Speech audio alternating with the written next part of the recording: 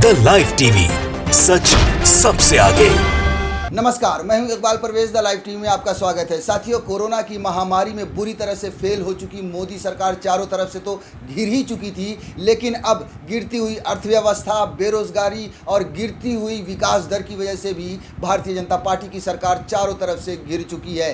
जी हाँ, विपक्ष तो इस पर सवाल खड़े कर ही रहे थे, विपक्ष तो सवाल पूछ ही रहे थे, लेकिन अब भारतीय जनता पार्टी के बड़े नेता भी इस पर सवाल करने लगे हैं। जी हाँ, हम बात कर रहे हैं बीजेपी के राज्यसभा सांसद सुब्रमण्यम स्वामी की। उन्होंने मोदी सरकार पर निशाना साधा है और कहा है कि भारत की जो अर्थव्यवस्था है वो पूरी तरह से उसका बेड़ा गर्क हो चुका है। साथियों, हम आगे आपको कुछ आंकड़े भी देंगे जो प्रियंका गांधी ने जो शेयर किए हैं कि किस तरह से विकास दर गिरी है, किस तरह से अर्थव्यवस्था चरमराई है। लेकिन उससे पहले हम बात कर लेते हैं सुब्रमण्यम स्वामी की, जो खुद भारतीय जनता पार्टी के ही बहुत ही कद्दावर नेता हैं और राज्यसभा सांसद है। जी हाँ, मुद्दा जो भी हो, जहाँ पर भी हो, भारतीय जनता पार्टी की जो नीतियाँ हों या फिर जहाँ पर भी भारतीय जनता पार्टी फेल होती है, सुब्रमण्यम स्वामी ज़रूर सामने आकर जो है सो बात करते हैं उस पर, और बिल्कुल खुले तौर पर भारतीय जनता पार्टी की सरकार पर निशाना साधते हैं। इस बार भी जो अर्थव्यवस्था गिरी है उस पर भी उन्होंने निशाना साधा है। देखिए, ये जो छापा है, जनसत्ता ने जो हेडलाइन छापा है उसमें लिखा है कि बीजेपी सांसद ने कहा मोदी सरकार ने भी अर्थव्यवस्था का बेड़ा गर्क ही किया, मेरी बात से ज़्यादातर भारतीय अब सहमत हैं। जी हाँ, वैसे हम आपको बता दें कि अंधभक्त तो इस तरह से सहमत नहीं होते थे कभी भी, वो हर सूरत में मोदी को अपना भगवान मानते थे, अपना पिता मानते थे। लेकिन अब जिस तरह से लोगों के रोज़गार गए हैं, जिस तरह से कोरोना में लोगों ने अपनों को खोया है, अब लोगों का विश्वास भारतीय जनता पार्टी से उठने लगा है और उठ रहा है। करोड़ों लोगों का उठ भी चुका है। जी हाँ, और यही बात सुब्रमण्यम स्वामी इशारों में कह रहे हैं कि अब लोग हमसे सहमत हो रहे हैं कि भारतीय जनता पार्टी ने भी भारत की अर्थव्यवस्था का बेड़ा गर्क कर दिया है। साथियों, अब हम आपको थोड़ा सा विस्तार से खबर बता देते हैं जो छापी गई है वेबसाइट में, जनसत्ता ने छापी है कि भारतीय जनता पार्टी के राज्यसभा सांसद सुब्रमण्यम स्वामी ने एक बार फिर प्रधानमंत्री नरेंद्र मोदी की सरकार पर हमला बोला है। स्वामी ने ट्वीट कर सरकार को आर्थिक मोर्चे पर असफल बताया है। उन्होंने कहा है कि मोदी सरकार ने भी अर्थव्यवस्था का बेड़ा गर्क ही किया, मेरी बात से ज़्यादा भारतीय अब सहमत हैं। हाल के दिनों में मोदी सरकार के कट्टर आलोचक रहे स्वामी ने ट्वीट में लिखा कि अब ज़्यादातर भारतीय मेरी इस बात से सहमत हैं कि मोदी सरकार ने यूपीए द्वारा बनाई गई अर्थव्यवस्था की गड़बड़ियों को और बढ़ा दिया है। अर्थव्यवस्था को अब भी सुधारा जा सकता है, लेकिन वर्तमान में सरकार को ये पता नहीं कि कैसे किया जाए। बताते चलें कि स्वामी चीन, कोरोना प्रबंधन और अर्थव्यवस्था को लेकर अपनी बात रख रहे हैं। जी हाँ, तो साथियों, सुन लिया आपने, सुब्रमण्यम स्वामी का ये मानना है कि यूपीए सरकार में जो कुछ भी थोड़ी गलतियां थी अर्थव्यवस्था को लेकर, एनडीए ने उसे और आकर उसको जो है सो गड़बड़ी कर दिया और एनडीए के पास को समझ में नहीं आ रहा, यानी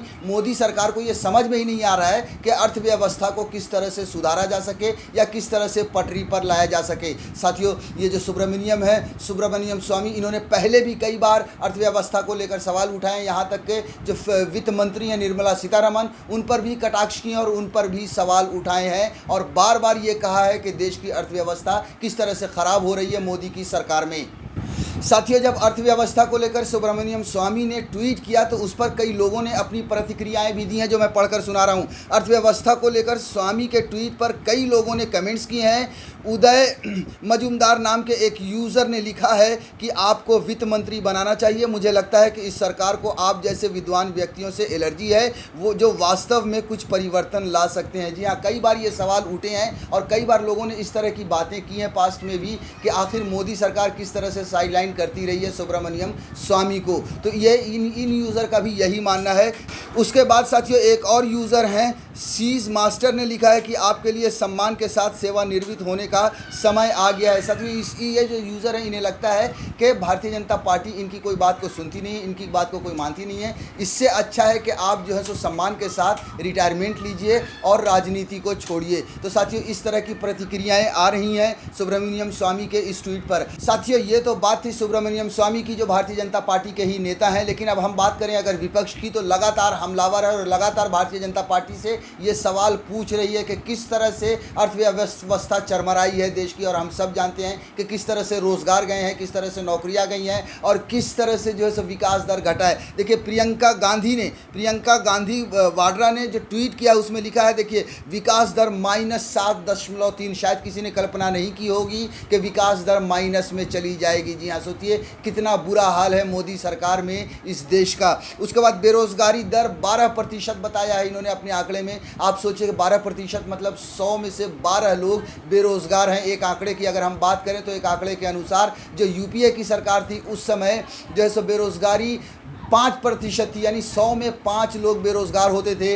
अब जो है सो 100 में 12 लोग बेरोजगार हैं। साथियों आप सोचिए कि जिस सरकार ने वादा किया था कि हम जो है सो हर साल 2 करोड़ लोगों को रोज़गार देंगे, उस सरकार के उस मोदी की सरकार में, उस मोदी के राज में ये हालत हुआ है कि 100 में अब 12 लोग बेरोजगार हैं। यानी कि 2 करोड़ नौकरियां देना तो दूर, करोड़ों लोगों की नौकरियां छीन ली और ये 45-47 साल में रिकॉर्ड तोड़ बेरोजगारी इस देश में आई है। उसके बाद दूसरी लहर 1 करोड़ नौकरियां खत्म थी। जो दूसरी लहर आई है कोरोना की, उसी में 1 करोड़ नौकरियां ख़त्म हो चुकी हैं। ये भी एक बड़ा सवाल है कि कोरोना की महामारी से तो लोग जूझ ही रहे हैं, लोग मर ही रहे हैं, लेकिन लोग बेरोज़गारी से भी वैसे ही जूझ रहे हैं, वैसे ही त्रस्त हैं।